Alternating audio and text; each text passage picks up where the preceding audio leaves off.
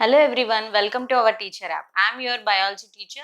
Today we are going to learn 10th standard biology, first chapter nutrition, which is nothing but food supplying system. In the chapter nutrition, here nutrition is nothing but acquiring food.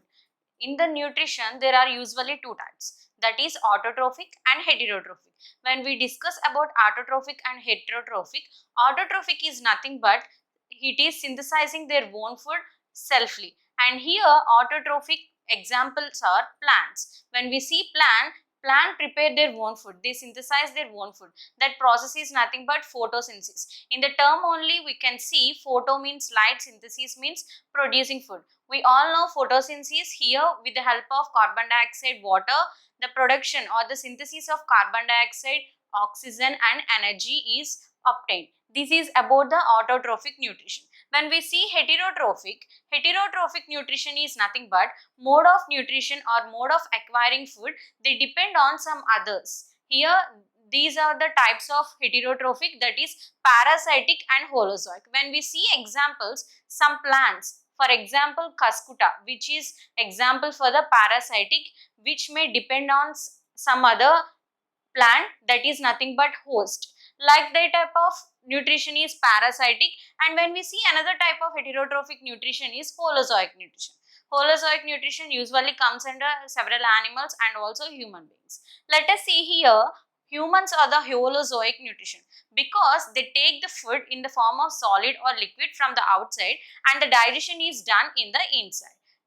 When we observe holozoic nutrition examples, most of the animals and humans. In humans, the nutrition or further digestion, there is a well-developed digestive system that is also called as alimentary canal. Here, the alimentary canal starts with mouth and ends with the anus. When the food is entered into the mouth, it finally enters into oral cavity or buccal cavity where the mastication is done and enters into the pharynx, which is a common passage for entering of passage of food and also air.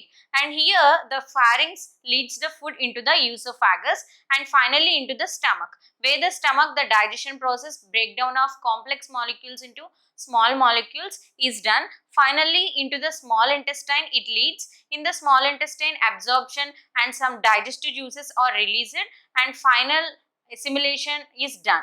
And in the large intestine, the remaining minerals or the remaining water content is reabsorbed finally and the hard material is entered into the rectum part. Finally, through the waste material or undigested food comes out through the anus.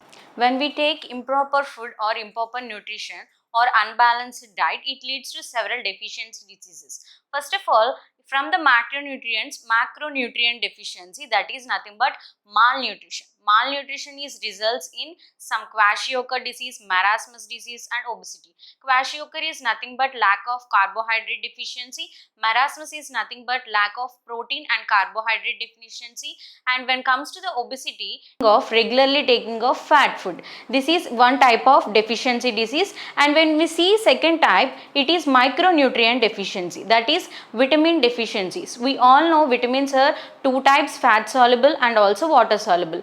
Vitamin A, B, C and D, E, K are the vitamins. In our balanced diet or in our diet, when we lack these vitamins in our food, it leads to several vitamin deficiency like beriberi, scurvy and xerophthalmia, like these vitamin deficiency diseases.